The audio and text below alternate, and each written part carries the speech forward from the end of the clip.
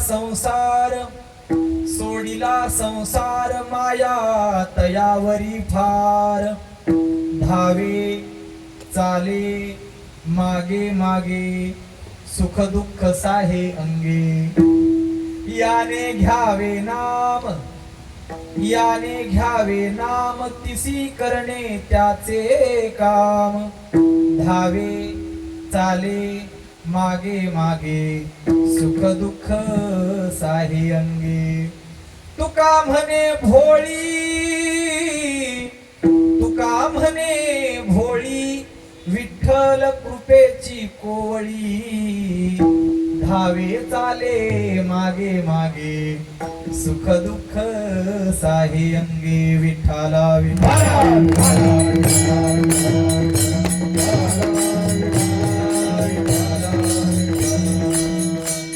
श्री विठ्ठलम सुकरुणार नवमाशुतोषम, दीनेष्टपोषमघ सहन्ति सिंधु शोषम. श्री रुक्मिणी मतिमुषं पुरुषं परन्तं, वंदे दुरंत चरितं हृदि संचरन्तं.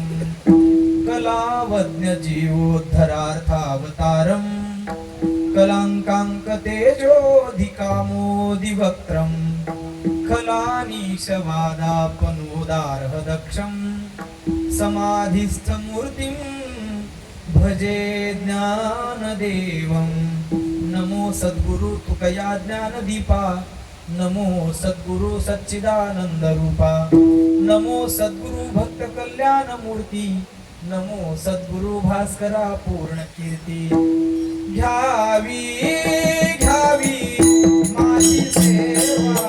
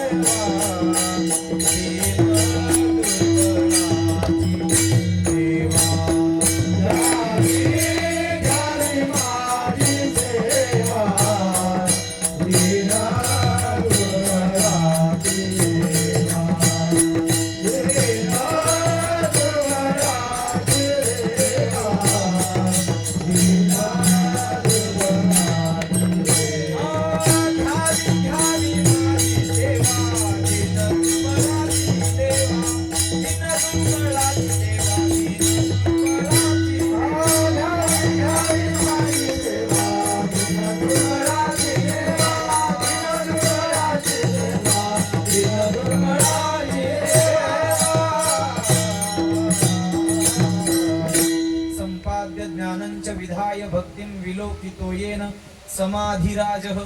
वैराग्यवन्तं सुविचारयुक्तं, नमामि जोगं शिरसा गुरुं. तम सेवे लागी सेवक झालो, तुमच्या लागलो निज चरणा. अहो स्वामी तुकया देवा, यावरी न करावा अवहेर. सहज लीळे उडकी वह्या, तुम्ही रक्षिलिया निज सत्ते. निळा मुने धराल हाती, तरी द्याल मती निरुपम. अहो स्वामी तुकया देवा, यावरी न करावा अवहेर. सोडिला संसार, सोडिला संसार माया तयावरी फार. धावे चाले मागे मागे, सुख दुःख साहे अंगे. प्रस्तुत प्राप्त प्रसंगी प्राप्त स्थळी कीर्तन रूपी सेवेकरिता गायलेला अभंग. वारकरी संप्रदाय रूपी मंदिराच्या कलशस्थानी शोभणारे वैराग्य राग रसिक देहू क्षेत्र निवासी संत हृदय सम्राट जगद्गुरु संत श्रेष्ठ तुकाराम महाराज यांच्या गाथेतील उपदेश पर प्रकरणातील 4 चरणांचा अभंग असून प्रस्तुत अभंगाच्या माध्यमातून जगद्गुरु तुकाराम महाराज देवाची अर्थात विठ्ठलाची पांडुरंगाची आपल्या भक्ताविषयी असणारी भक्त वत्सलता प्रकट करतात. विठ्ठला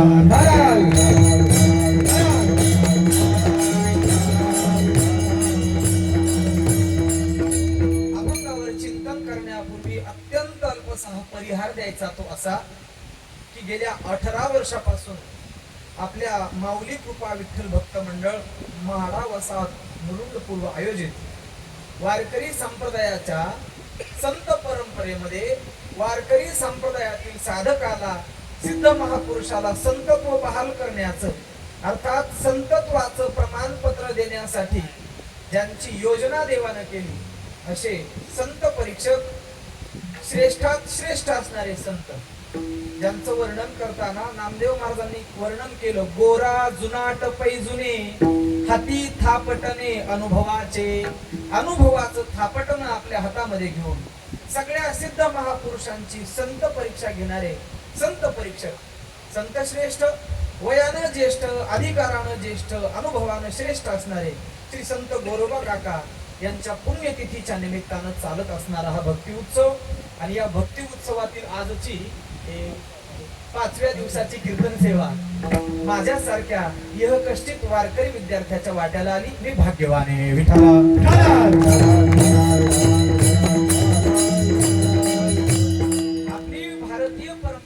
भागवत धर्माची परंपरा सांगते, असल्यास सामर्थ्य वैभव स्वये करावे उत्सव, ना तरी मिळून या सर्व महामहोत्सव करावे. नाथ महाराज सांगतात, जर आपल्याकडे वैयक्तिक वैभव असेल, सामर्थ्य असेल, तर आपण वैयक्तिक संतांचे उत्सव केले पाहिजे.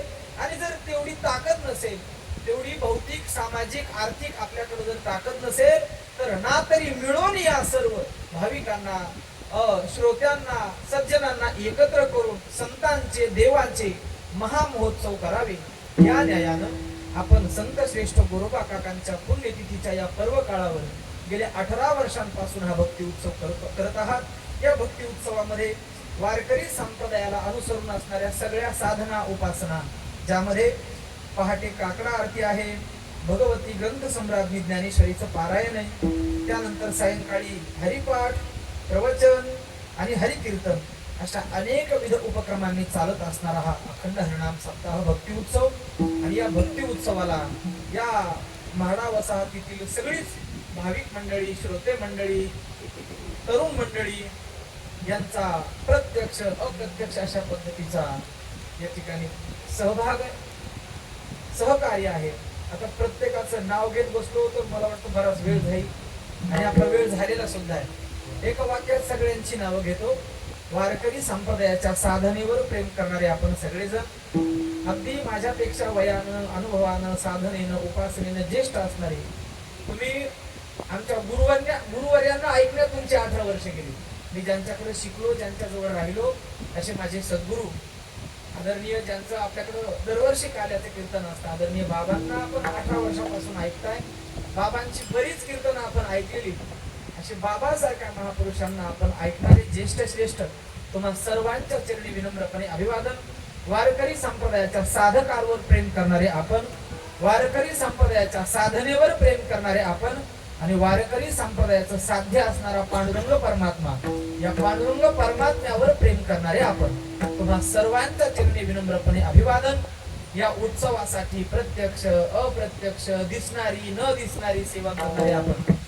मी कुणाचंच नाव का घेणार नाही. ज्यांच्या मृदंग वादनानं भजनाला कीर्तनाला चैतन्य प्राप्त होतं, असे आदरणीय चेतन महाराज मृदंग सेवेसाठी साठी उपलब्ध आहेत. ज्यांच्या हातातील मृदंग वादनाच्या कौशल्यानं मृदंगातील कुशलता सहज बाहेर पडते, असे आदरणीय कुशल महाराज या ठिकाणी उपस्थित आहेत. वारकरी संप्रदायामध्ये या ठाणे परिसरामध्ये आपल्या तरुण मंडळींचा एक समूह, ज्या समूहाला आपण भजनानंदी समूह म्हणतो, त्या समूहातील सगळे सदस्य, या सगळ्या सदस्यांच्या चरणी आणि या बाजूला अत्यंत खंबीरपणे भिवू नकोस, मी तुमच्या बाजूला उभा आहे, अशा भूमिकेत असणारे सगळे ज्येष्ठ श्रेष्ठ तुम्ही भावरूप देवरूप श्रोते आणि बहुसंख्य माता माऊल्या, तुम्हा सर्वांच्या चरणी पुनश्च एकदा विनम्र अभिवादन. आणि या माऊली कृपा विठ्ठल भक्त मंडळ म्हाडा वसाहत या मंडळाच्या सर्व कार्यकारी मंडळाच्या चरणी विनम्रपणे त्या ठिकाणी अभिवादन करतो. ही चिंतन सेवा माझ्याकडे आली ते आमचे परम आदरणीय परमार्थ स्नेही ऋषिकेशजी महादलेकर आदरणीय ऋषी महाराजांच्या माध्यमातून ही सेवा माझ्याकडे आलेली. आणि आज कीर्तन सेवेचं सौजन्य मला वाटतं श्रीमान कुमार नयन पांडुरंगजी मादलेकर आणि श्री अभिषेकजी बेडेकर यांच्या सौजन्यातून ही कीर्तन सेवा या ठिकाणी करण्यासाठी मी उपस्थित आहे. पुनश्च तुम्हा सर्वांच्या चरणी विनम्रपणे अभिवादन. आणि अगदी वेळेमध्ये, म्हणजे रोज तुम्ही 9:30ला सुट्टी घेता, आज तुम्हाला लवकर सुट्टी मिळणार आहे, म्हणजे 10-15 मिनिटं मी आधी आपल्याला सोडणार आहे. फक्त एवढा सव्वा तासाचा वेळ प्रसन्नतेनं सर्वांगाचे कान करून माझ्यासोबत तुम्ही कीर्तनामध्ये राहा. विठाला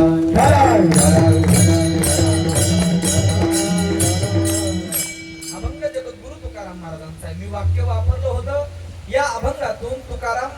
देवाची आपल्या भक्ताविषयी असणारी भक्तवत्सलता प्रगट करतात. सोप्या भाषेत सांगायचं म्हणजे काय, तर या अभंगातून ऐका बरं. आता कोणाकडे बघू नका, सगळेजण माझ्याकडे बघा. आमच्याकडे एक म्हण आहे, मला पान फुलं व्हा. फुलं नका भाऊ, फक्त माझ्याकडे पहा.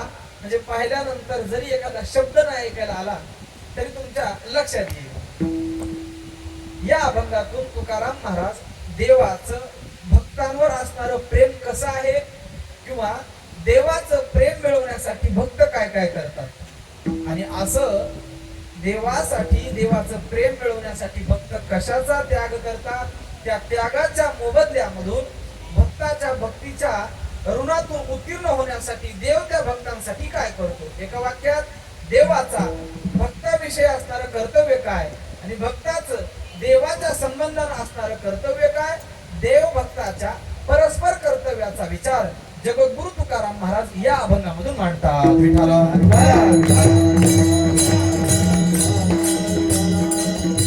आपण सगळीजण या ठिकाणी राहणारी मंडळी, मला सांगा आतापर्यंत मग तुमचं कामगार क्षेत्र असेल, तुमचं नोकरदार क्षेत्र असेल, तुमचं उद्योग व्यवसायाचं क्षेत्र असेल, तुमचं आरोग्य शिक्षण कुठलंही क्षेत्र असू द्या, मला इथं बसलेल्या एखाद्या व्यक्तीनं सांगावं की मी आमच्या क्षेत्रात आहे आणि त्या क्षेत्रामध्ये काम करत असताना मला असा प्रसंग आला की मी काही न करताच माझ्या घरी पगार आला. असं झालंय कधी? कुठलंही क्षेत्र असू द्या, शेती असेल, शिक्षण असेल, एवढंच नाही कीर्तन भजन असेल, ते घर बसल्या कोणाला येत नाही. त्याच्यासाठी काहीतरी करावं लागतं, काहीतरी सोडावं लागतं, त्याग करावा लागतो. शेती करायची तर शेती करण्यासाठी उन्हाळा पावसाळा हिवाळा याचा विचार करून जमत नाही. कशाही परिस्थितीमध्ये विश्रांतीचा त्याग करून शेतकऱ्याला शेती करावी लागते. नोकरदाराला कशीही परिस्थिती असो, भयंकर पाऊस असला तरी नोकरीवर वेळेवर जायलाच लागतं. हे आपले सगळ्यांचे अनुभव आहेत. याचा अर्थ या संसारामध्ये शेतीतून उत्पन्न मिळवायचं असेल, नोकरीतून पगार मिळवायचा असेल, व्यवसायातून नफा मिळवायचा असेल, उद्योगातून चांगलं प्रॉफिट मिळवायचं असेल, म्हणजे संसारामध्ये कुणालाही काही जरी मिळवायचं असेल तर कशाचा तरी त्यागच करावा लागतो. विठाला त्यागाशिवाय या मृत्यू लोकात संसारातल्या माणसांना काही मिळत नाही. मला सांगा, मागच्या 15-20 दिवसांपूर्वी, 2 आठवड्यांपूर्वी 10वीच्या परीक्षा झाल्या. कदाचित आपल्याला कल्पना असेल, 10वी 12वीच्या परीक्षा झाल्या, बरोबर. बोर्डाच्या परीक्षा झाल्या. त्यानंतर 15 दिवसांपूर्वी 5वीच्या विद्यार्थ्यांच्या नवोदयच्या परीक्षा झाल्या. ज्यांची नातवंड मुलं परीक्षेला बसली असतील त्यांना माहिती असेल. मला सांगा, या परीक्षेला राज्यातून किती विद्यार्थी बसतात? 10वीची परीक्षा असेल, 12वीची परीक्षा असेल, साधारणपणे या 10वी 12वीच्या परीक्षेला लाखो विद्यार्थी महाराष्ट्रातून परीक्षेला बसतात. पण मला तुम्हाला प्रश्न विचारायचा आहे, या लाखो विद्यार्थ्यांपैकी पहिला क्रमांक किती जणांचा येतो? परीक्षेमधून पहिला क्रमांक किती जणांचा येतो? बोलत राहा. एकाचाच येतो, बरोबर. मग परीक्षा 10वीची असो, 12वीची असो, शिष्यवृत्तीची असो, नाहीतर नवोदयची असो, मग एवढे विद्यार्थी परीक्षेला बसतात, पहिला क्रमांक एकाचाच कुणाचा तरी येतो. आणि आपल्याकडे पद्धत आहे, असा यशस्वी विद्यार्थी असता की त्या यशस्वी विद्यार्थ्याची आपल्याकडे मुलाखत घेतात. बघा, MPSC ची परीक्षा असो, UPSC ची परीक्षा असो किंवा कुठलीही स्पर्धा परीक्षा, यशस्वी विद्यार्थी झाला की त्याच्यासमोर मीडिया जातो, विचारतो एवढे विद्यार्थी परीक्षेला बसले पण एवढ्यामधून पहिला क्रमांक तुमचाच कसा काय आला? त्यावेळी तो विद्यार्थी सांगत असतो, ऐका, 9वीची परीक्षा संपली, सगळ्यांचा अनुभव, 9वीची परीक्षा संपली आणि माझ्या बरोबर असणारे लाखो विद्यार्थी उन्हाळ्याच्या सुट्टीसाठी गावाकडे गेले. मग सुट्टीमध्ये त्यांनी मजा केली, मस्ती केली, मनोरंजन केलं. पण मी 9वीची परीक्षा संपली आणि उन्हाळ्याच्या सुट्टीमध्ये लगेच 10वीच्या अभ्यासाला सुरुवात केली. सुट्टीमध्ये अभ्यास केला, 10वीचं वर्ष सुरू झालं. 10वीच्या वर्षात मी मोबाईलचा त्याग केला, 10वीच्या वर्षात मी इंटरनेटचा त्याग केला, 10वीच्या वर्षामध्ये मी मुंज, वास्तुशांती, बारस, जावळ, लग्न अशा मनोरंजनातल्या सगळ्या कार्यक्रमांचा त्याग केला आणि 10वीचं पूर्ण वर्ष अभ्यास केला. या अभ्यासाच्या बळावर या वर्षभरात केलेल्या त्यागाच्या मोबदल्यात मला 10वीच्या परीक्षेत 12वीच्या परीक्षेत महाराष्ट्रामधून पहिल्या क्रमांकाने उत्तीर्ण होण्याचा मान मिळाला. एवढ्यासाठीच सांगितलं, क्षेत्र कुठलंही असो, त्यागाशिवाय कोणाला फळ मिळत नाही. मग कोणाला आरोग्य चांगलं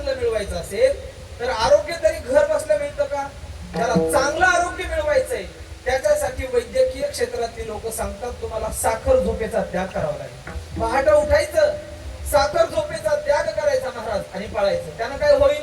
आपलं शरीर आपल्या आटोक्यात राहील. त्यानं आपला मधुमेह, आपली शुगर, सगळ्या गोष्टी आटोक्यात राहतील. आरोग्य मिळवायचे, त्याग करायचा. उद्योगातून नफा मिळवायचा, त्याग करायचा. नोकरीतून पगार मिळवायचा, त्याग करायचा. शेतीतून उत्पन्न मिळवायचंय, त्याग करायचा. अर्थात संसारामध्ये जगात काही जरी मिळवायचं असले तर ते त्यागाशिवाय मिळत नाही. विठ्ठला आपल्याकडे हिंदी भाषेतलं वाक्य आहे महाराज, कुछ पाने के लिए कुछ खोना पडता है. एवढ्या सगळ्या बोलण्याचा एकच भाव, काही जर मिळवायचं असेल संसारात तर काहीतरी टाकावं लागतं, सोडावं लागतं. मग जर ज्याचं वर्णन शास्त्रानं नासका कुचका संसार म्हणून केलेले, अशा नासक्या संसारामधून मिळवण्यासाठी काहीतरी सोडावं लागतं. तर इथं या अभंगात तुकोबराय म्हणतात देवाचं प्रेम मिळवायचंय, फार माया मिळवायची. मग अशी फार जर माया मिळवायची असेल तर काहीतरी सोडावं लागेल. काय सोडावं लागेल? जगद्गुरु तुकाराम महाराजांकडे काही मंडळी आली. आता आपण अभंगात चाललो, पटपट अभंगात जायचं. जगद्गुरु तुकाराम महाराजांकडे काही मंडळी आली. ऐका, व्यवहारातला एखादा प्रश्न जर पडला तर व्यवहारातल्या शहाण्या माणसाकडे जाण्याची पद्धत आहे. परमार्थातला एखादा प्रश्न पडला तर परमार्थातल्या सिद्ध महापुरुषाकडे गेलं पाहिजे. आणि त्या सिद्ध महापुरुषाकडे काही मंडळी गेली आणि काय म्हणू लागली? काय मी उद्धार पावेन, काय कृपा करील नारायण, ऐसे तुम्ही सांगा संत जन, करा समाधान चित्त माझे, काय हे खंडईल कर्म, पारुषतील धर्माधर्म, कासयाने ते कळेल वर्म, मनवोनी श्रम वाटत असे, काय हे स्थिर राहेल बुद्धी. असे पारमार्थिक प्रश्न घेऊन तुकाराम महाराजांकडे काही मंडळी गेली आणि महाराजांना हे जिज्ञासू साधक म्हणतात, महाराज गेल्या 30 वर्षापासून आम्ही पंढरीची वारी करतो, गेल्या 25 वर्षापासून आम्ही एकादशी सोमवारचं व्रत करतो, गेल्या 15 वर्षापासून आम्ही रोज सकाळी उठल्यानंतर एक जपमाळ देवाचं नामजप करतो, गेल्या 19 वर्षांपासून आम्ही आमच्या मंडळाच्या माध्यमातून या मैदानावर उत्सव सप्ताह करतो. पण अनुभव आम्हाला आला नाही. कोणता अनुभव?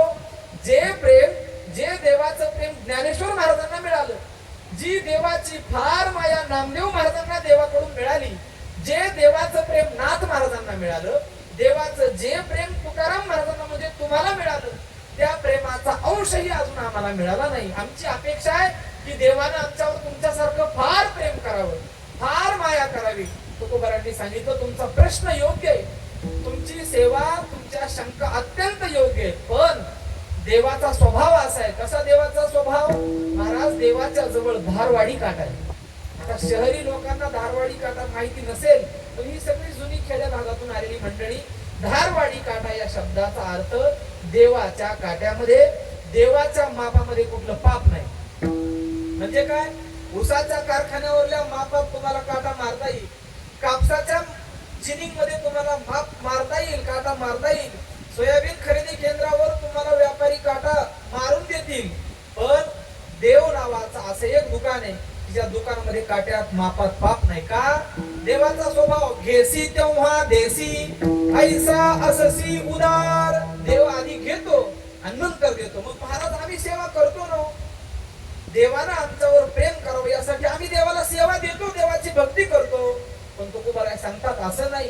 देवाचा स्वभाव ये यथा माम प्रपद्यन्ते तांस तथैव भजाम्यहम, म्हणजे देव आधी भाव पाहतो आणि जसा भक्ताचा भाव असेल त्या भावानुसार त्या भक्ताची परतफेड देव करतो. विठाला समजलं नाही महाराज, आमचा देवावर फार भाव आहे, पण महाराज देवाला आम्ही आवडावे असं आम्हाला वाटतं. आम्हाला देव आवडतो, पण देवाला अजून आम्ही आवडलो नाही. काय केलं पाहिजे? तुकोबाराय सांगतात, देवाला तुम्ही प्रिय व्हावे, देवाला तुम्ही आवडावे असं वाटत असेल तर तुम्हालाही तितक्याच प्रमाणामध्ये देव आवडला पाहिजे. विठाला आवडत नाही का देव? या लोकांना, तुम्हाला, मला देव आवडत नाही का? आवडतो, पण आपली आवड आणि संतांची देवाविषयी असणारी आवड यात फरक आहे. किती फरक आहे? जेवढा फरक सूर्यप्रकाशामध्ये आणि अंधारामध्ये, तेवढा फरक माझ्या आवडीमध्ये संतांच्या देवाविषयी असणाऱ्या आवडीमध्ये. किती देव आवडतो आपल्याला? यदा कदाचित एखाद्या कीर्तन ऐकणाऱ्या व्यक्तीला, कल्पना करा कीर्तनात जर फोन आला तर तो माणूस कीर्तन सोडून उठून बाहेर पळतो फोन उचलण्यासाठी. म्हणजे आपल्याला आधी फोन आवडतो आणि उरलेल्या वेळात मग कीर्तन आवडतं. मग कसा देव आपल्यावर प्रेम करील? आपल्या प्रेमाचे तुकडे झाले. कसे तुकडे झाले मला सांग दीदी? एखाद्या उंच डोंगरावर जर आपण मडकं घेऊन गेलो, माठ घेऊन गेलो तर, आणि तो माठ जर उंच डोंगरावरून असा खाली फेकला तर काय होईल? त्या माठाचं फुटेल, त्याचे तुकडे होतील, त्याचे फुटके होतील, त्याची लक्तर होतील, त्याची खापर पडतील. अनेक पर्यायी शब्द.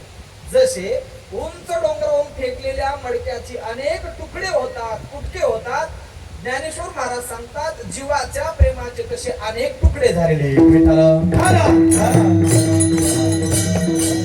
पाषाणाची माथा हंडी फुटली पार्था, जीवी तैसे सर्वथा कुटके झाले. आपल्या सगळ्यांच्या प्रेमाचे कुटके झाले. कसे? आपलं काही प्रेम बायको मुलांमध्ये, आपलं काहीच प्रेम नातेवाईकांमध्ये, आपलं उरलेलं प्रेम घर दार शेती प्रॉपर्टी याच्यामध्ये. आणि जर सवड मिळाली तर आपल्याला देवाची आवड आहे. मडक्याचे अनेक तुकडे होतात आणि एखादा तुकडा उरला तर आपल्याला देवाकडे जाण्याची आवड आहे. मग देवही काय करतो? आपली फाईल हातात लवकर घेत नाही. जसं आपण आपल्याला सवड मिळाल्यानंतर देवाची आठवण काढतो, तसा देव त्याच्या आवडत्या भक्तांच्या फाईली आधी घेतो. आणि या भक्तांच्या फाईल पाहून जर त्याला सवड मिळाली तर कुठली तरी कोपऱ्यात पडलेली फाईल त्याच्यासाठी देव मिळाला वेळ तर सवड काढतो. असा असणारा देव. मग महाराज संत देवावर प्रेम करतात, संतांना देव आवडतो, आम्हाला आवडतो. फरक किती? आपल्याला सवड मिळाल्यावर देव आवडतो आणि संतांना देव कसा आवडतो माहितीये का? कुठल्याही संतांना तुम्ही विचारा किती आवडतो. संत सांगतात तुझी आनवाई नगा देवराया, तुझी आनवाई नगा देवराया, तुझी आनवाई नगा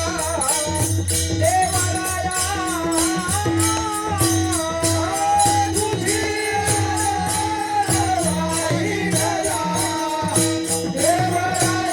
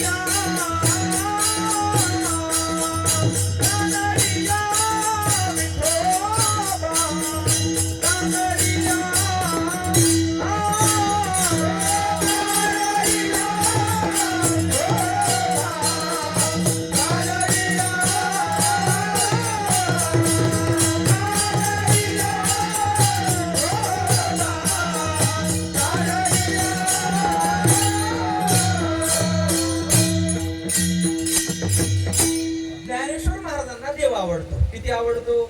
बहु आवडसी जीवापासून या. म्हणजे माऊली म्हणतात माझ्या जीवापेक्षा मला पांडुरंगा तू आवडतोस. हा आपल्या आवडीत आणि संतांच्या आवडीत फरक आहे. नामदेव महाराजांना विचारा किती देव आवडतो. नामदेव महाराज बोलतात देह जावो अथवा राहो.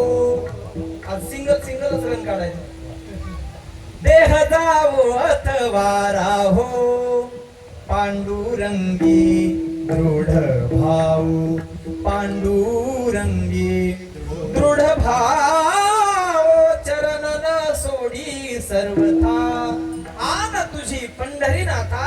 नामदेव महाराजांना देहापेक्षा शरीरापेक्षा जीवापेक्षा देव आवडतो. आणि ही आवड ज्ञानेश्वर महाराज नामदेव महाराज आन घेऊन शपथ घेऊन देवासमोर सांगतात.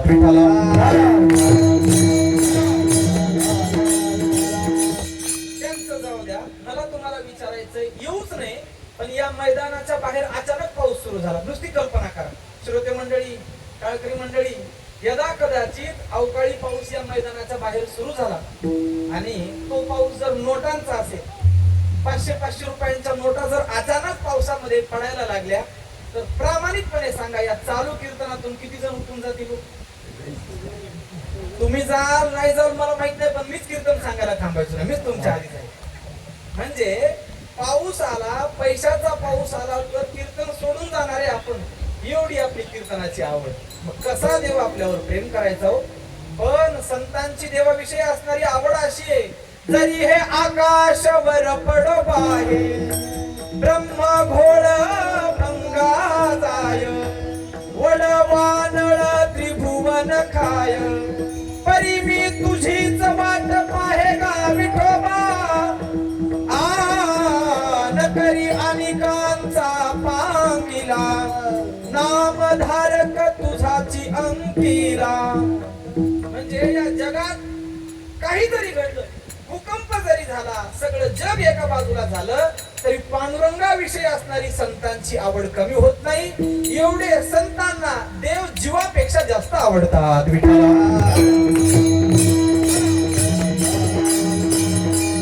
मग अशा भक्तांना देव जीवापेक्षा जास्त आवडतो आणि याची परतफेड करण्यासाठी देवही भक्तांवर जीवापेक्षा जास्त प्रेम करतो. विठ्ठला देवा भक्त जीवाहुनी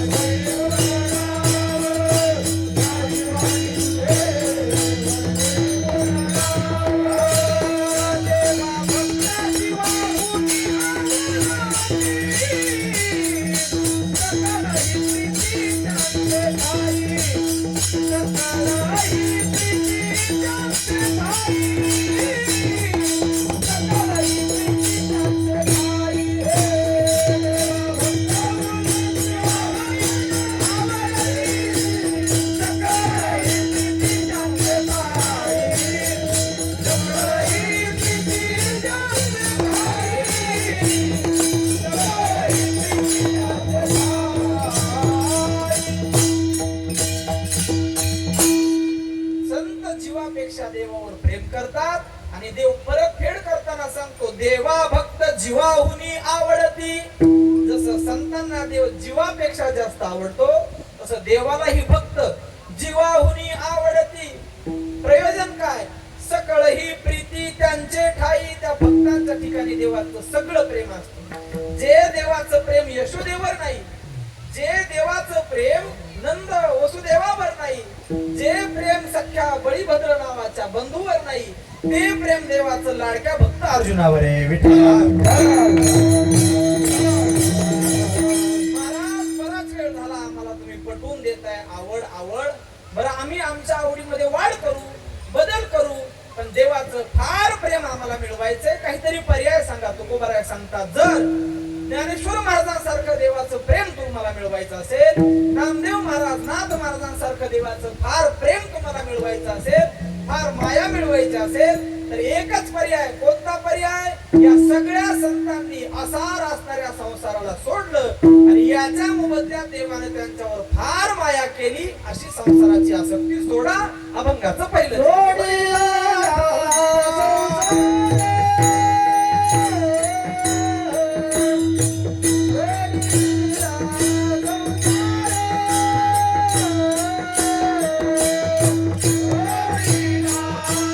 Bye.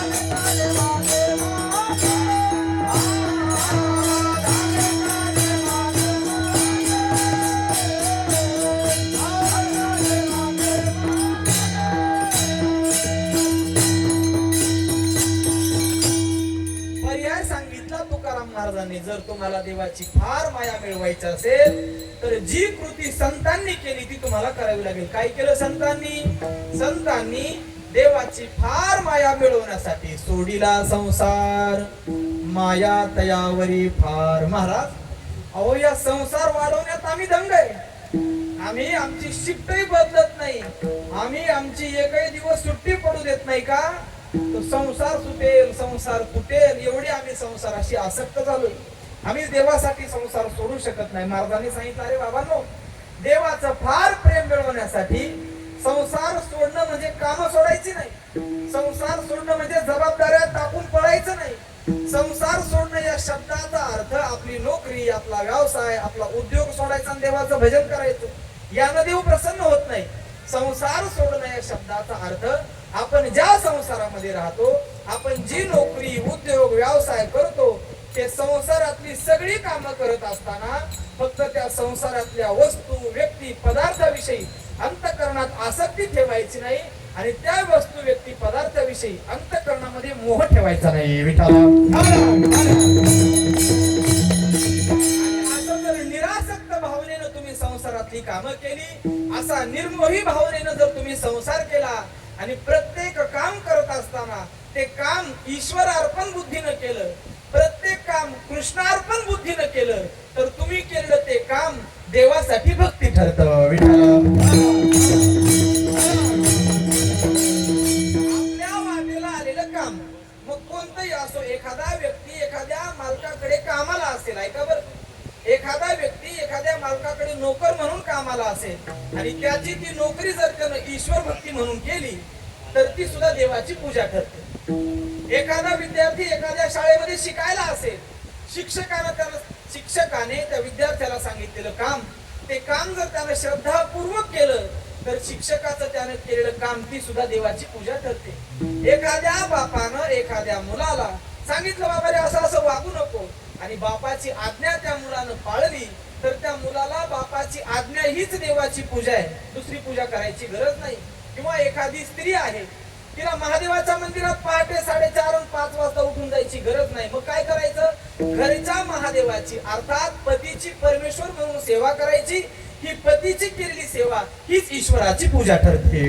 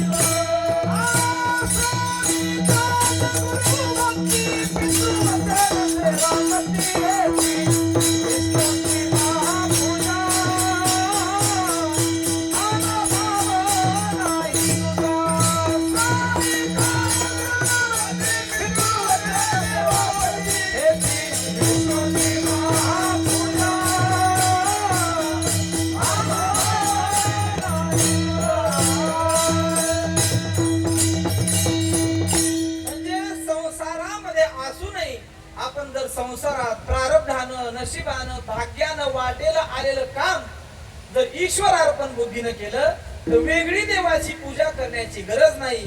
आणि असं आपण जर संसारात केलं असं जर संसारात राहिलो तर आपण केलेला संसार देवाच्या दृष्टीने तो सोडलेला संसार आहे.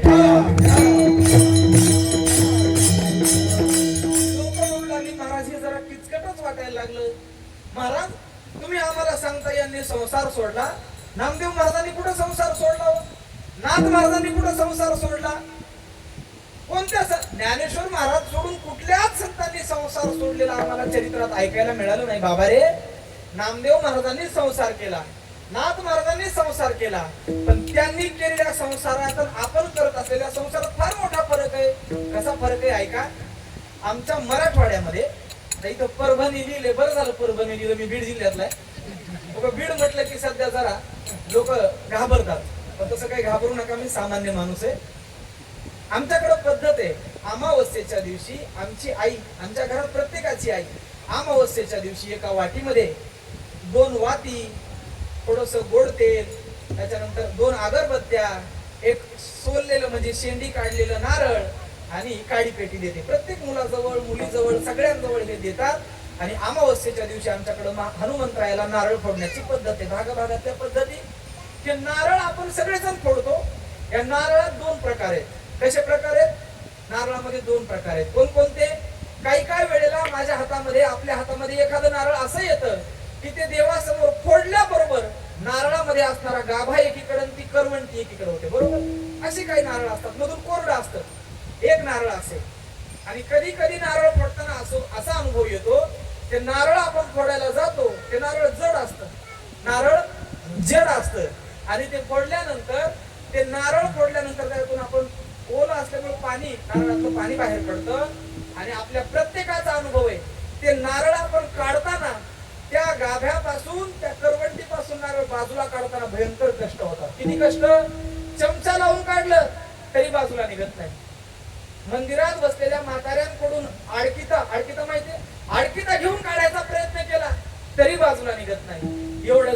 एवढंच नाही, घरी जाऊन उलथन लावून काढण्याचा प्रयत्न केला तरी ते बाजूला निघत नाही. म्हणजे एवढं ते नारळ त्या करवंटीला चिटकलेलं असतं. खरं सांगू का, हे नारळ मला नारळासाठी सांगायचंच नाही, हे नारळ मला तुमच्या माझ्यासाठी सांगायचंय.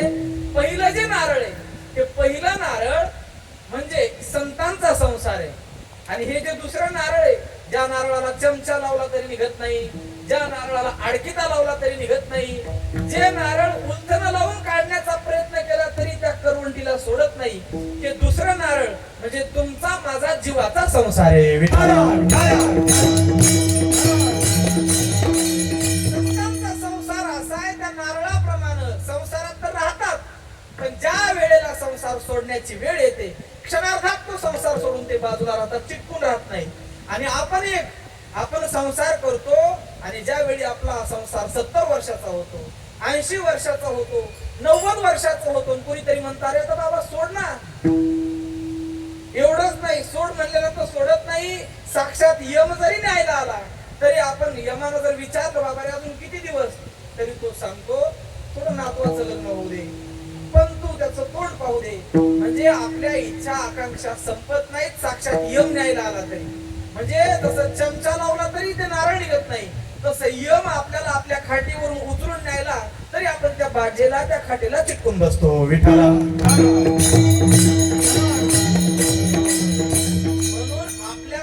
संसारात आणि संतांच्या संसार करण्यात फरक आहे.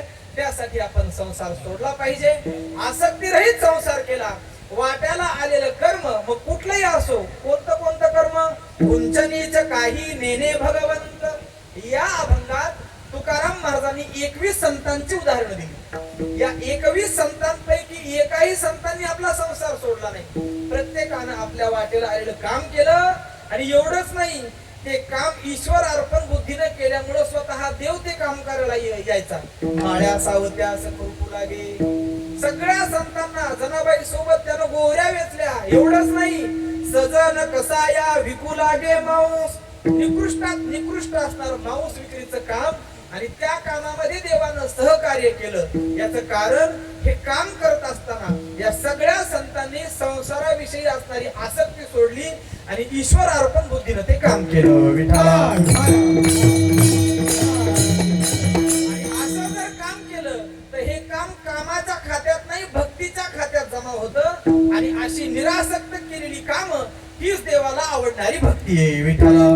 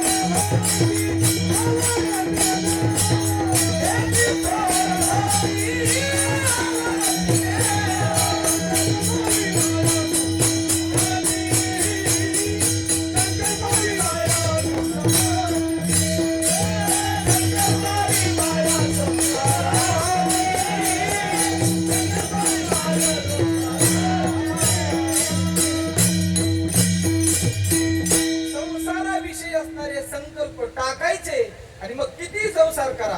आणि असा केलेला संसार देवासाठी भक्तीमध्ये गणल्या जातो. आणि हीच भक्ती देवाला आवडते. हेच थोर भक्ती आवडती देवा. महाराज लक्षात आलं. असा जर आम्ही संसार आसक्तीरहित बुद्धीनं केला, ईश्वर अर्पण बुद्धीनं केला, तर तुमचं म्हणणं आहे आमच्यावर देव फार माया करेल.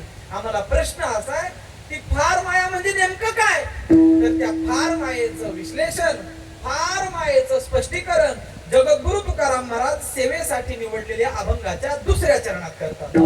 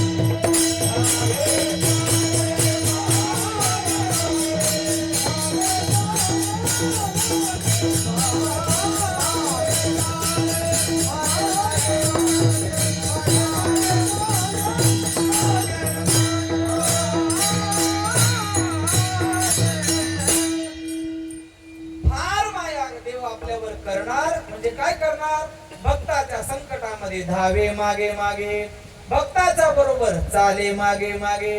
आणि भक्ताची सुख दुःख आपली सुख दुःख मानून देव चालतो. यालाच म्हणायचं देवाची भक्तावर असणारी फार माया. विठ्ठला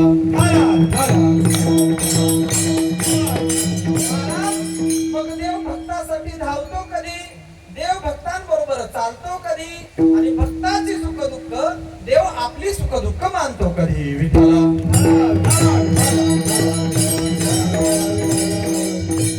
देव धावतो कधी ऐका. 2-2 मिनिटात सांगतो. धावतो सांगायचंय ना.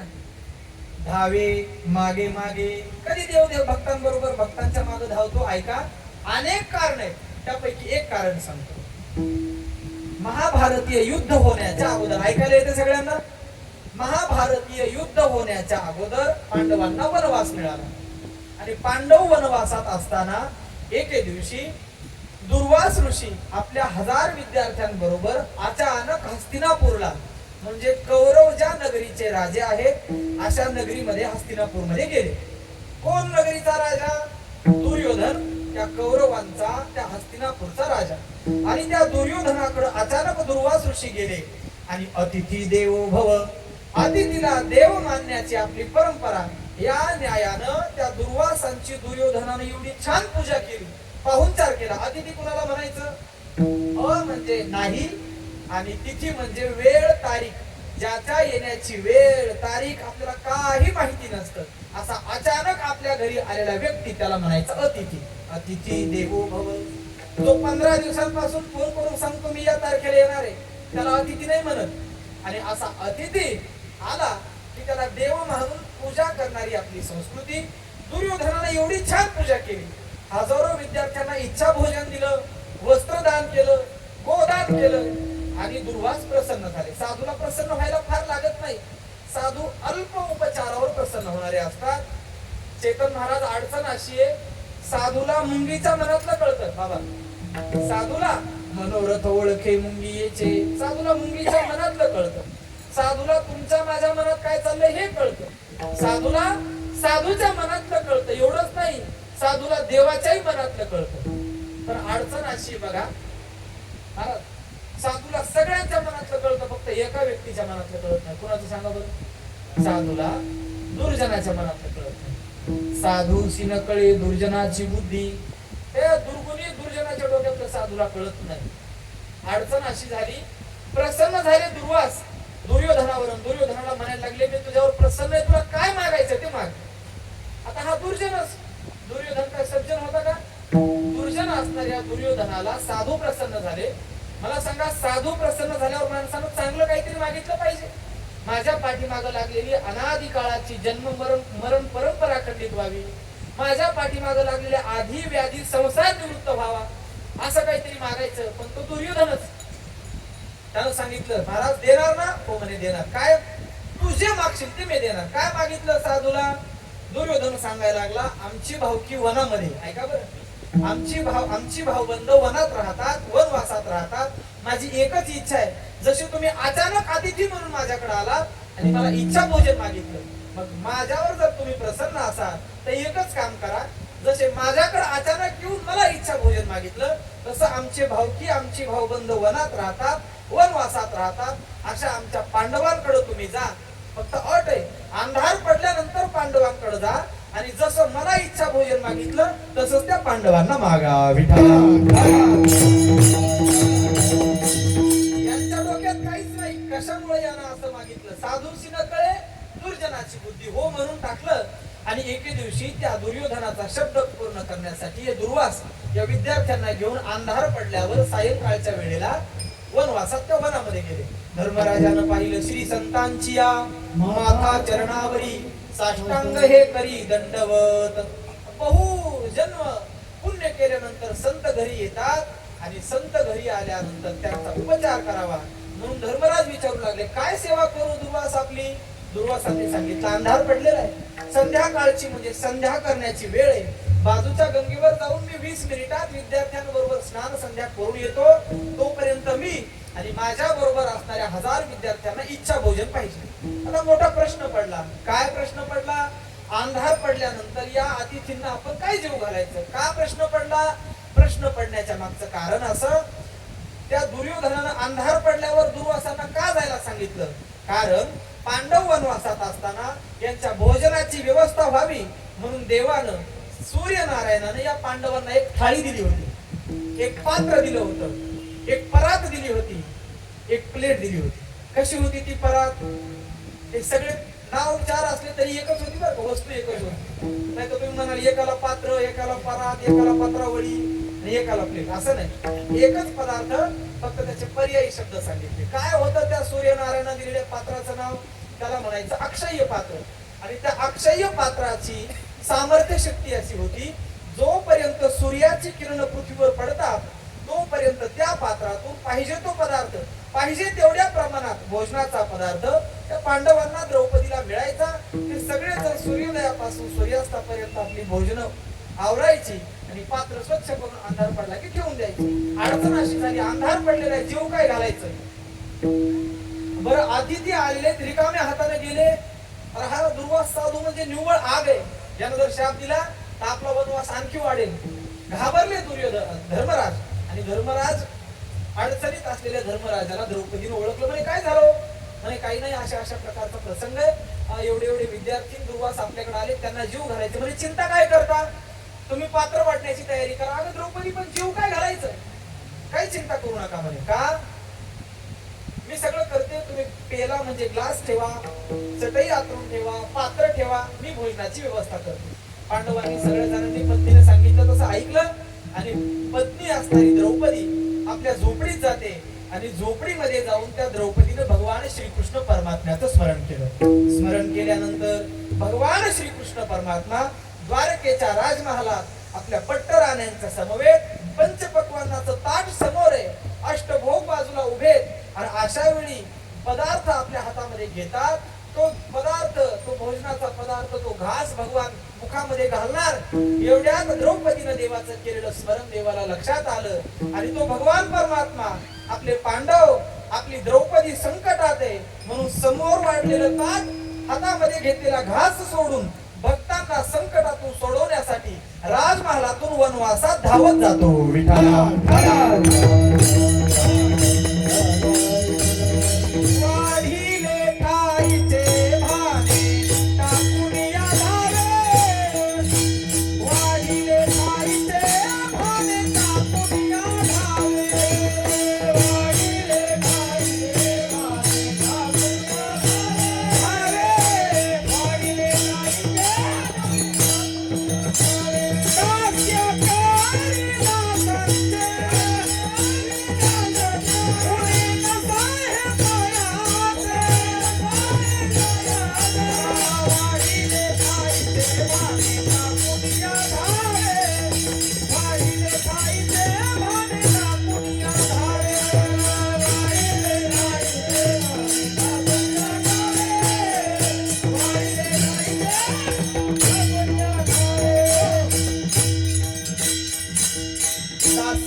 दासांचे देव आपल्या भक्ताचं प्रसंगाला दास्यत्व करतो.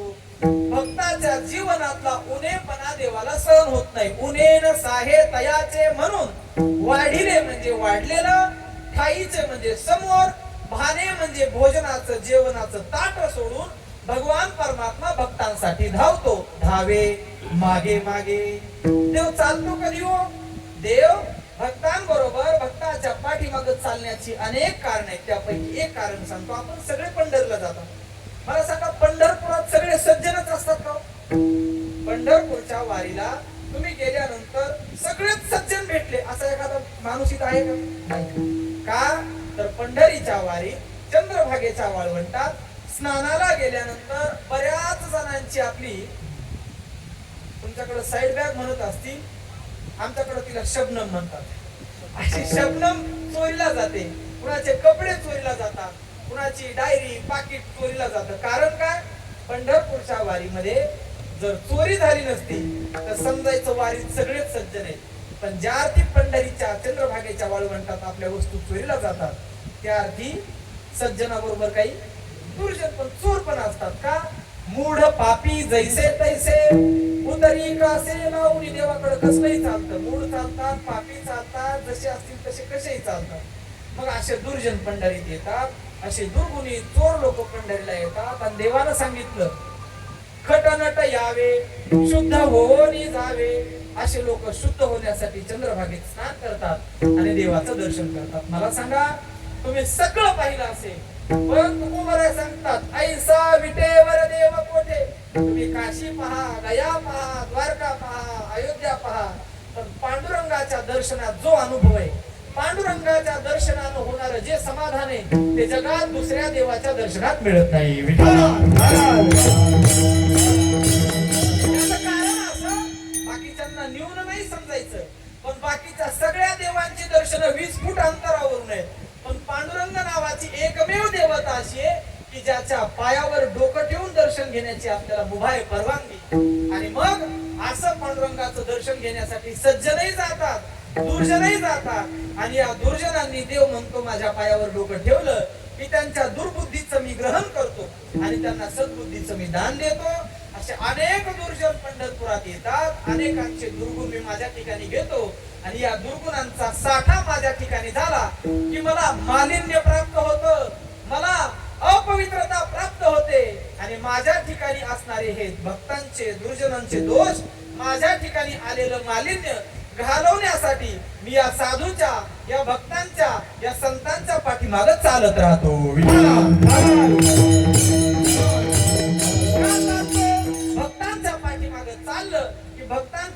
पायाची माती, भक्तांच्या पायाची पायधूळ, भक्तांच्या पायाचे रजक्कन माझ्या अंगावर येतात आणि त्या रजक्कनांमुळे माझ्या ठिकाणचा अपवित्रपणा निघून जातो आणि मला पावित्र्य प्राप्त होतं. विठ्ठला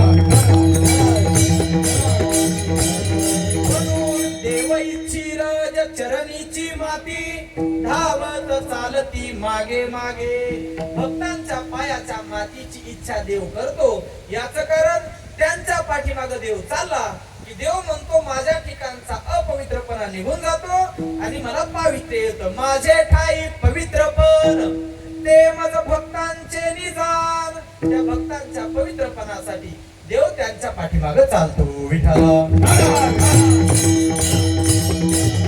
नामयाचे पाठी चाले केशिराज, नामयाचे पाठी चाले केशिराज.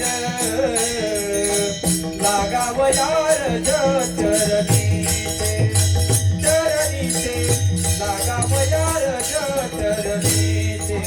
नामयाचे पाठी चाले केशिराज, नामयाचे पाठी चाले केशिराज.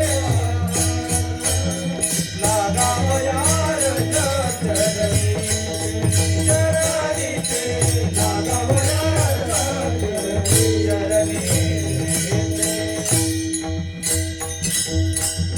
नामयाचे पाठी चाले केशिराज. देव नामदेव महाराजांच्या पाठीमागे चालतो का? लागावया रज चरणीचे, संतांच्या चरणाचे रजकन देवाच्या अंगावर आले की देव पवित्र होतो. म्हणजे संकटातून सोडण्यासाठी धावे मागे मागे आणि स्वतःला पावित्र मिळावं म्हणून चाले मागे मागे. विठ्ठला भक्ताची सुख दुःख आपली सुख दुःख मानतो. मग ती भक्ताची सुख दुःख देवानं आपली मानली कधी याचा विचार आपल्याला उत्तरार्धात वेळ मिळाला तर करायचा आहे. महाराज देवासाठी जर नुसता संसार सोडला तर देव भक्ताबरोबर कर्तव्य म्हणून धावतो. देव भक्ताबरोबर कर्तव्य म्हणून चालतो. देवाचं कर्तव्य म्हणून देव आपली सुख दुःख देवाची सुख दुःख मानतो. जर आपल्यासाठी देव कर्तव्य म्हणून 4 काम करत असेल तर भक्तानं त्याच्यासाठी एखादं तरी काम करावं ना. मग भक्ताचं काम कर्तव्य नेमकं काय? अभंगाचं 3रं ज्ञान घ्यावे नाम, ज्ञान घ्यावे नाम, ज्ञान घ्यावे नाम, ज्ञान घ्यावे नाम, ज्ञान घ्यावे नाम,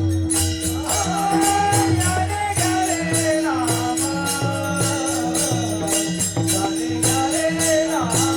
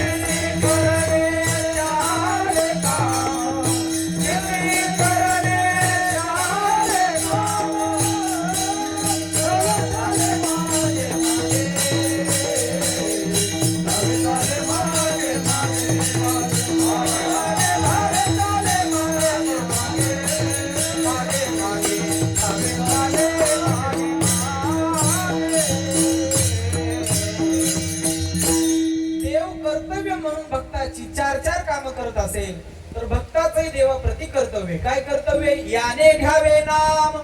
आपण त्याचं नाव घेतलं पाहिजे आणि नाव घेतल्यावर देव पुन्हा काही उष्ण ठेवत नाही, लगेच परतफेड करतो. काय करतो?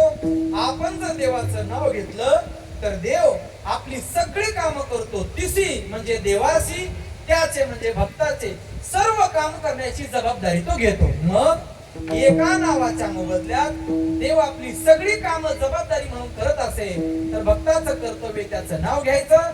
ते लोक तुकोबऱ्यांना विचारू लागले, महाराज एका नावाच्या मोबदल्यात एवढी कामं देव का वेळ आहे का? काय कस काय करतो? काय असतं, कधी कधी सामान्य माणसाच्या शंका संपत नाही.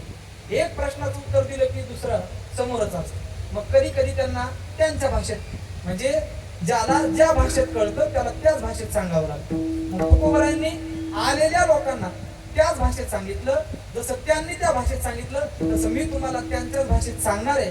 पण जसा तुकोबारायांनी उपदेश केला याने घ्यावे नाम, तसं आपणही तुकोबारायांच्या उपदेशाप्रमाणे आपण एकदा नाव घेऊ.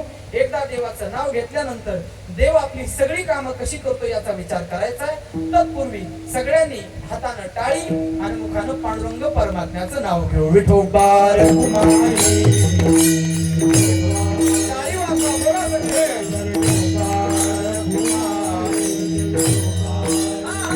जय जय विठोबा रखुमाई. जय जय विठोबा रखुमाई.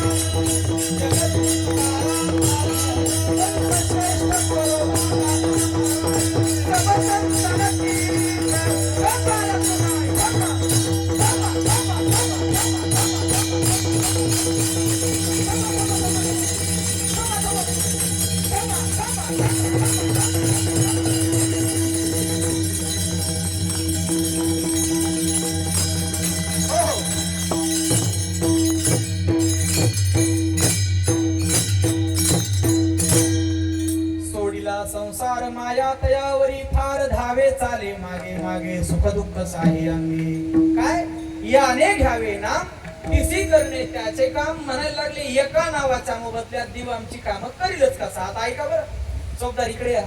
तुमची गरज मला आहे आता, म्हणून बुक्का लावला तुम्हाला आधी. सकाळीच घरून बुक्का लावून निघालं म्हणजे बाहेर कोणी आपल्याला बुक्का लावू, चंदन लावू, चुना लावू त्याचं दुःख वाटत नाही. म्हणूनच तुम्हाला आधी बुक्का लावला. मला सांगा, आता माझ्याकडे लक्ष द्या बरं. आता तुकाराम महाराजांकडे जसे छतरंगी लोक आले होते, म्हणजे आमच्याकडे शब्द आहे निनांदीला 12 बुद्धी. ज्याला भक्ती करायची नसली, ज्याला काम करायचं नसलं ते काही कारण सांगते. तशी लोक तुकाराम महाराज एका नावाच्या मोबदल्यात एवढे काम कसं काय देव करतो. तुकोबारायांनी त्यांच्याच भाषेत सांगायला सुरुवात केली. कसं सांगितलं, महाराज म्हणू लागले तुम्ही माझ्याकडे आला, तुमचं लग्न झालंय का. हो म्हणे, सगळेजण म्हणले माझं लग्न झालंय. चौकदार तुमचं लग्न झालंय का. झालं. लग्न झाले. आता आपलं लग्न झालं म्हणजे आपण दुसऱ्याच्या लग्नाला जातोच की, कारण आपण आज तारीख आहे, आपल्याला दुसऱ्याला लगेच आपल्या पक्षात घ्यायचं. मला सांगा, कल्पना करा, चौकदारांना विचारायचं म्हणजे एक उदाहरण म्हणून चौकदारांना विचारायचं. कल्पना करा, आपलं लग्न झालेले आणि यदा कदाचित नातं जवळचं असावं आणि प्रवासाचा अंतर दूरचा असावं. एखाद्या व्यक्तीच्या लग्नाला आपण निघालो, आपलं लग्न झालेले, आपण जोडीनं निघालो, नातं जवळचं असावं आणि प्रवासाचं अंतर लांबचं असावं. काय होतं अशा वेळी. एसटीनं प्रवास आहे, लांबचा अंतर आहे आणि नातं जवळचं आहे. पाहुण्यांनी आग्रह केला की तुम्हाला हळदीच्याच दिवशी मुक्काम यावं लागेल. नवरा बायको प्रवासाला निघतात. आता प्रवासाला निघायचं, मुक्काम करायचा म्हटल्यानंतर काय करावं लागतं, कपडे सोबत घ्यावे लागतात. वारीला जाताना कपडे सोबत, प्रवासाला जाताना कपडे सोबत. दुसऱ्या दिवशी लग्नाच्या दिवशी घालण्याचे कपडे वेगळे, प्रवासातले कपडे वेगळे. चौकदार कपडे सोबत घेते. मंडळी आणि तुम्ही दोघं निघालात, कदाचित तिथे असूही शकतात त्या, आहेत का. मला सांगा, कपडे सोबत घ्यायचे म्हटलं की पिशवी घ्यावी लागते, बरोबर. आता मला सांगा, त्या पिशवीत कपडे दोघांचे असतात का नाही. कपडे दोघांचे असल्यानंतर पिशवी सांभाळायची कोणी. त्यांनी सांभाळायचं. हा, दोघांचे कपडे म्हणले तर पिशवी सांभाळायची कोणी, त्याच सांभाळतात. वा, भाग्यवान आहे तुम्ही. आमच्याकडे तर नवऱ्याला पिशवी सांभाळावी लागते. बरं जाऊ द्या, पिशवी सांभाळली त्यांनी.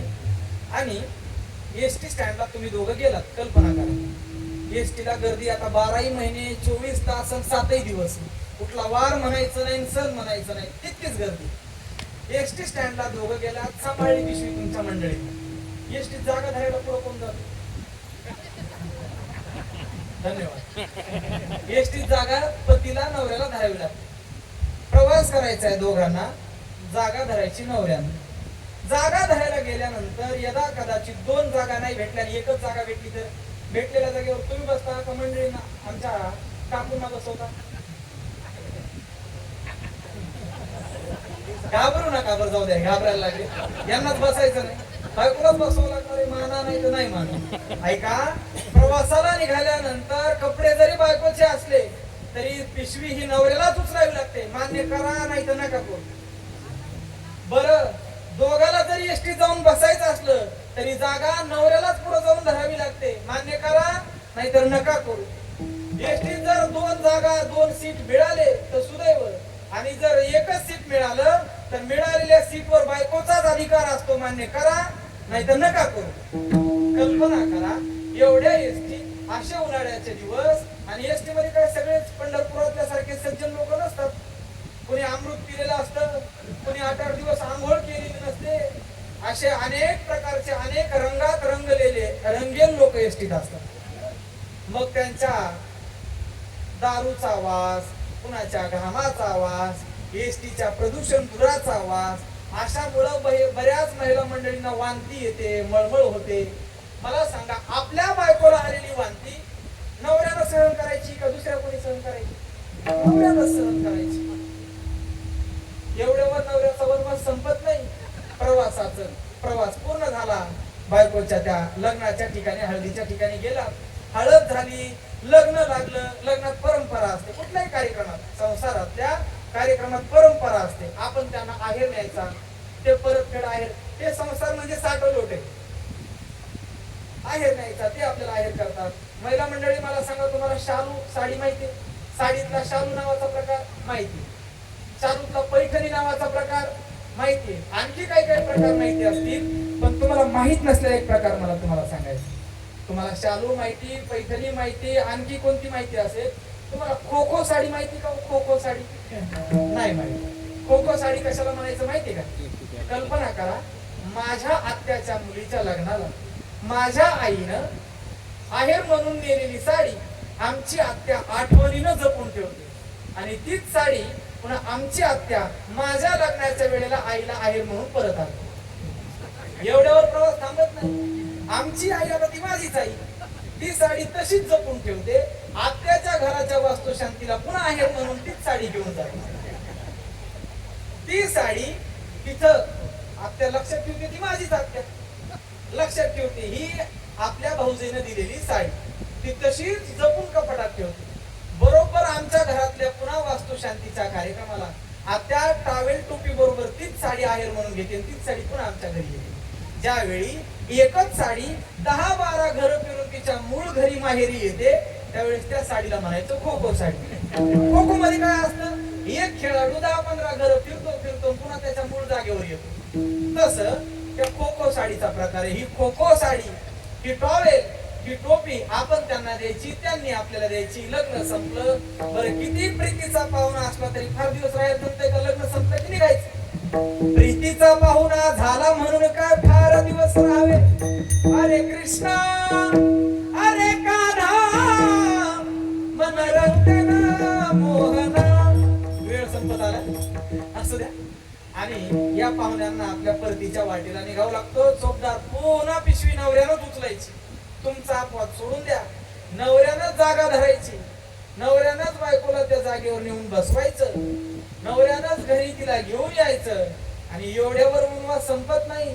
ते जोडपं लग्न लावून कार्यक्रम सगळं झाल्यानंतर घरी आला की बायकोचं बोलणं नवऱ्याला ऐकून घ्यावं लागतं. काय ऐकून घ्यावं लागतं? यदा कदाचित ते जोडपं नवऱ्याच्या गणगोतात लग्नाला गेलं असेल तर बायको घरी आल्यावर नवऱ्याला भांडते, एवढ्या मोठ्या लग्नात तुमची बहीण माझ्या बरोबर अपमानास्पद वागली, मला तिने एवढ्या मोठ्या लग्नात विचारलंच नाही, बोललीच नाही. काय कमी केलं होतं माझ्या बापानं? ऐकून घ्यावं लागतं का नाही? घ्यावं लागतं खाली मान घालून. आणि यदा कदाचित बायकोच्या गणगोतात ही जोडपं गेलेलं असेल तर बायको परत भांडते. का भांडते? तुम्ही माझ्या भावाबरोबर चुकीचं कसं वागलं? तुम्ही माझ्या बहिणीला व्यवस्थित बोललेच नाही, तुम्ही माझ्या आईचा अपमानच केला. अशा अनेक पद्धतीने नवऱ्याला ती बोलते आणि नवऱ्याला ते गप गुमान खाली मान घालून ऐकावं लागतं. काय ऐकावं लागतं? काय ऐकावं लागतं? कोण म्हणलं भाकरीसाठी? वा. भाकरीसाठी तर ऐकावंच लागतं. मला माहिती आहे सगळं भाकरीसाठीच बोलू लागले एवढं. सप्ताह 2-4 दिवस आहे पण आयुष्यभर त्यांच्या हाताने भाकरी खायचं. नुसतं भाकरीचं कारण नाही. ज्या अर्थी आपण बायकोची पिशवी उचलतो, बायकोसाठी जागा धरतो, बायकोची वांती सहन करतो, बायकोला या ठिकाणाहून त्या ठिकाणी सुरक्षित पोहोचवण्याचं काम करतो, याचं कारण नुसती भाकर नाही. ज्या वेळी ती बायको आपल्या वडिलांकडे 18 वर्ष राहते वयाच्या विवाहाच्या पूर्वी आणि विवाह झाल्यानंतर ती नववधू ज्यावेळी नवऱ्याच्या घरी येते, ती घराचा उंबरठा ओलांडताना त्या नवऱ्याचं एकदा नाव घेते का नाही? मग ती उखाण्यातून घेऊ नाही तर सरळ सरळ घेऊ. एकदा नवऱ्याचं नाव घेतलं की त्या एका नावासाठी त्या नवऱ्याला त्या बायकोचं सगळं सहन करावं लागतं. मी एवढं सांगितलं एवढंच नाही, बरंच असं काही सहन करावं लागतं की त्या कीर्तनात मी सांगू नये तुम्ही ऐकू नये. आज वृद्ध माणसं दवाखान्यात दिसतात पत्नी बरोबर, त्या नवऱ्याला त्या बायकोचं त्या म्हातारीचं सगळं करावं लागतं. एवढं काही करावं लागतं का बरं? याचं एकच कारण आहे, लग्न होऊन नवऱ्याचा स्वीकार करताना ती पत्नी त्या नवऱ्याचं एकदा नाव घेते आणि एकदा घेतलेल्या नावासाठी त्या बायकोचं त्या नवऱ्याला सगळं सहन करावं लागतं. मान्य आहे ना तुम्हाला? मग जर नासक्या कुचक्या संसारात बायकोने घेतलेल्या एका नावासाठी त्या नवऱ्याला त्या बायकोचं सगळं बघावं लागतं, तर मला सांगा या परमार्थातल्या पती परमेश्वराचं आपण जर एकदा नाव घेतलं तर तो आपलं सगळं का सहन करणार नाही? विठाला विठाला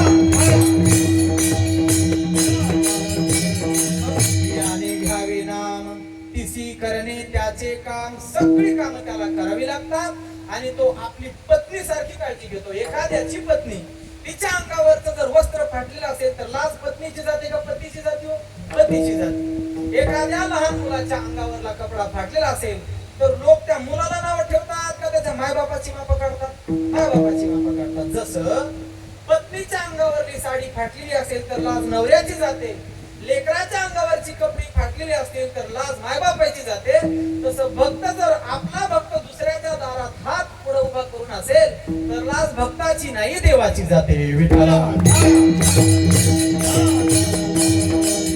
अशी आपल्या भक्ताची लाज जाऊ नये, आपली लाज जाऊ नये म्हणून देव काय करतो? तिसी करणे त्याचे काम. त्या भक्ताची सगळी कामं देव करतो. महाराज लक्षात आलं? पण आमचा आणखी एक प्रश्न आहे. आता एवढा प्रश्न संपू, एवढ्या प्रश्नाचं उत्तर देऊन सेवाही संपून टाकू. काय प्रश्न आहे? महाराज, एका नावाच्या मोबदल्यात देव आमची एवढी कामं करतो. आम्हाला प्रश्न असा पडलाय, जसं की एखादा किराणा मालाचा दुकानदार 1 रुपयाच्या मोबदल्यात जर 10 रुपयांच्या वस्तू त्या ग्राहकाला देत असेल, एक तर त्या दुकानदाराबद्दल आम्हाला शंका आहे. कोणती शंका आहे? दुकानदाराला गणित कळत नाही. शंका क्रमांक 1. दुकानदाराचा मेंदू जागेवर नाही म्हणजे बुद्धी स्थिर नाही. शंका क्रमांक 2. किंवा दुकानदाराचा स्वभाव भोळा असला पाहिजे. शंका क्रमांक 3. आता या तीनही शंका देवाच्या ठिकाणी बसतात का? आपण बघू. देवाला गणित कळत नाही, बरोबर आहे का? देवासारखं पक्क गणित कुणाचंच नाही. जन्माला येताना, जीव जन्माला घालताना देवाने जेवढे श्वासोच्छवास आपल्याला मोजून दिले तेवढेच श्वास देव आपल्याला देतो. एकही कमी नाही, एकही जास्त नाही. एवढं देवाचं पक्क गणित आहे. म्हणून देवाला गणित कळत नाही असंही म्हणता येत नाही, कारण देवा एवढा कळणारा माणूस दुसरा कोणी नाही. चतुरा तो शिरोमणी, गुण लावण्याची खाणी. देवासारखा चतुर कोणीच नाही, म्हणून गणित कळत नाही ही शंका देवाजवळ बसत नाही. दुसरी शंका काय होती? देवाची बुद्धी स्थिर नसावी. बघा तुम्ही, एखाद्या दुकानदाराची बुद्धी स्थिर नसावी, मूड चांगला नसावा, काहीतरी गोंधळ झालेला असावा, त्याची मनस्थिती जर चांगली नसेल तर एखाद्या ग्राहकाला 100 रुपये देतो, 200 रुपयाच्या वस्तूही देतो, पुन्हा आणखी 100 रुपये असा तोट्याचा व्यवहार होतो. होतं कधी कधी असं. याचा अर्थ बुद्धी स्थिर नसलेला माणूस असा घाट्याचा तोट्याचा व्यवहार करतो. देवाची बुद्धी स्थिर नाही का हो? असं म्हणताच येत नाही. देवा एवढी बुद्धी कुणाची स्थिर नाही. तुकोबाराय सांगतात, तुझ विन काही स्थिर राहे ऐसे नाही. स्थिर राहे ऐसे नाही. स्थिर राहे ऐसे नाही. तुझ विन काही स्थिर राहे ऐसे नाही. देवासारखं स्थिर या जगात काहीच नाही. देव स्थिर आहे म्हणून आपलं बरं चाललंय. देवानं हातपाय हलवले की गॅस टंचाई येते. देवानं हातपाय हलवले की डिझेल संपतं. देवानं थोडी हालचाल केली की कोरोना येतो. म्हणून देव स्थिर आहे म्हणून आपण सगळे स्थिर आहेत. देवाची बुद्धी स्थिर आहे. मग देवाला गणितही कळतं. देवाची बुद्धी स्थिर आहे तरी देव असा घाट्यात तोट्याचा व्यवहार का करतो बरं? त्याचं उत्तर तुकोबार आहे अभंगाच्या शेवटच्या चरणात देतो. वा वा.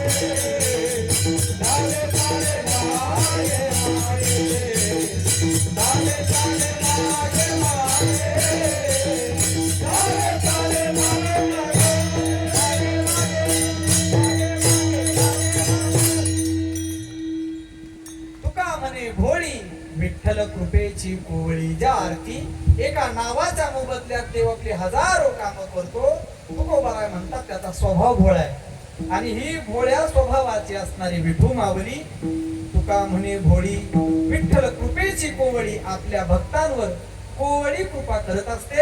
आणि अशी कोवळी कृपा मिळावी विठ्ठलाच्या कृपा छत्रामध्ये आपलं जीवन यापन व्हावं यासाठी एकच काम करायचं आसक्ती रहित संसार करायचा सोडीला संसार. आणि असा जर संसार केला तर माया तयावरी फार. माया म्हणजे काय धावे चाले मागे मागे सुख दुःख साहे अंगे.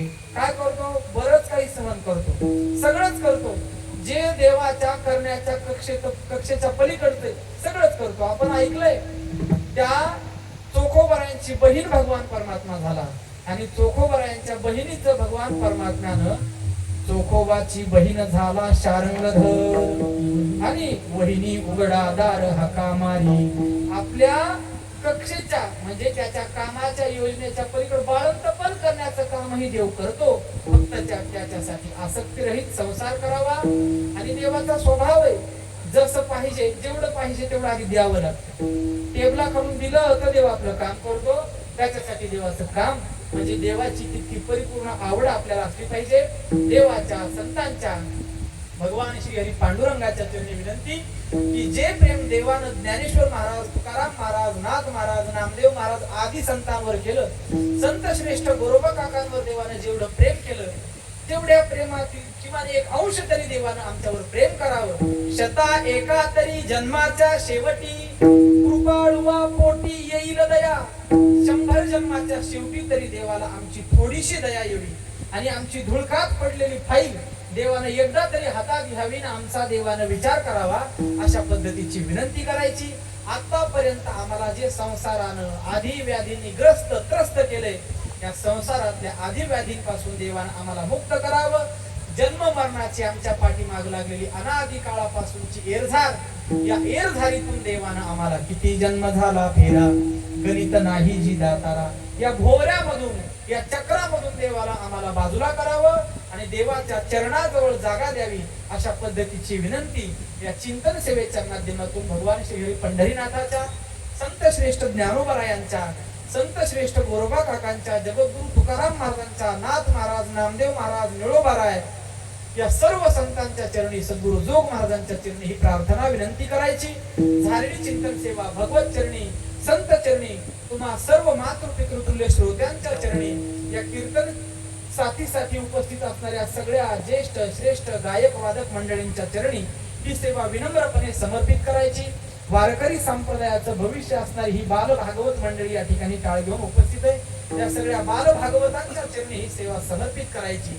आणि हा उत्सव गेल्या 18 वर्षापूर्वी ज्या ज्या महापुरुषांनी सुरू केला या असणाऱ्या नसणाऱ्या सर्व महापुरुषांच्या भागवत भक्तांच्या चरणी तथा या उत्सवाच्या निमित्तानं आज आपल्याला दरवर्षी या उत्सवात हिरिरीनं उपस्थित असणारे या उत्सवामध्ये अत्यंत उल्हासानं उत्साहानं सेवा करणारे आमच्या ऋषी महाराजांचे तीर्थ स्वरूप असणारे नाईलाजानं आपल्याला म्हणावं लागतं वैकुंठवासी पांडुरंग देवजी महादलेकर अशा या उत्सवासाठी तन मन धनानं सहकार्य करणाऱ्या भाविकांच्या आदरणीय पांडुरंगजी काकांच्या चरणी ही सेवा समर्पित करून सेवेला या ठिकाणी पूर्णविराम द्यायचा. आपल्या सर्वांची क्षमा यासाठी मागतो. कीर्तनाची वेळ 7:30 ते 9:30 होती तरी मी 10 मिनिटं आधी आपली चिंतन सेवा संपवतोय. मला फार दुरून आलोय आणि दूर जायचंय आणि प्रवासाची योजना माझ्या टप्प्यातली नाही. प्रवास फार तंत्र्याचा आहे. मी गाडी घेऊन आलेलो नाही. मला दुसऱ्या वाहनात जायचंय. 9:30 पावणे 10 वाजता मला इथून जवळपास माझी प्रवासाची साधन आहे. त्यामुळे तुम्हा सर्वांची या ठिकाणी विनंती क्षमा. या सेवेमध्ये जे काही योग्य असेल ते सगळंच मी ज्या ठिकाणी माझ्या पारमार्थिक शिक्षणाचा आरंभ झाला असे जगद्गुरु तुकाराम महाराज वाङ्मय संशोधन संस्था श्री क्षेत्र देहू येथील जगद्गुरु तुकोबाराय गुरुकुल या गुरुकुलामध्ये ज्यांचं काल आपण कीर्तन ऐकलं असे आमचे आदरणीय गुरुवर्य वैभव महाराज राक्षे परम आदरणीय गुरुवर्य प्रातस्मरणीय पांडुरंग बाबा घुले यांच्या गाथा मंदिर परिवारातील सर्व गुरुवर्यांचं देण आहे. त्यानंतर मी ज्या ठिकाणी शिकलो असे स्वानंद सुखनिवासी सद्गुरु जोग महाराज वारकरी शिक्षण संस्था आळंदी देवाची या ठिकाणच्या सर्व ब्रह्मनिष्ठ गुरुवर्यांच्या कृपेनं आपल्या समोर मी बोलण्याचा प्रयत्न केला. जे काही चिंतनातलं योग्य आहे ते सगळं सद्गुरूंचं आहे आणि जे काही अयोग्य वाटलं असेल, न ऐकण्यासारखं वाटलं असेल, एखादा विनोद, एखादा शब्द जर अरुवाच्य असा असेल तर माझ्या वाणीचे संस्काराचे दोष समजून माझी मला परत करा. झालेली चिंतन सेवा पुन्हा एकदा तुम्हा सर्वांच्या चरणी समर्पित करून सेवेला पूर्णविराम. तरी न्यूनते पुरते अधिकते सरते करुणी घेयावे तुमते विनवित्व असे. पायाच्या प्रसादे काही बोलिलो विनोदे मज क्षमा करणे संती नवे अंगभूत युक्ती. नव्हे हा उपदेश तुमचे बडबडिलो शेष तुमचे कृपेचे पोसणे जन्मोजन्मी तुका म्हणे. हा उत्सव चंद्र सूर्य असे तोपर्यंत असाच चालावा. या उत्सवासाठी आपल्या सगळ्यांना कायम सहकार्य करण्याची बुद्धी व्हावी आणि हा उत्सव वरचीवर वर्धिष्णू व्हावा. यासाठी आपल्या सगळ्यांना पांडुरंगानं उत्तम आरोग्य, मुबलक ऐश्वर्य आणि निरोगी अशा पद्धतीचं आयुष्य द्यावं. अशा पद्धतीची अशा प्रकारची प्रार्थना तुम्हा सर्वांच्या वतीनं पांडुरंगाच्या आणि संतांच्या चरणी करतो. बोलिलो जैसे बोलविले देवे माझे तुम्हा ठावे याती कुळ. करा क्षमा काही नका धरू कोप संत माय बाप दिनावरी. ज्ञानेश्वर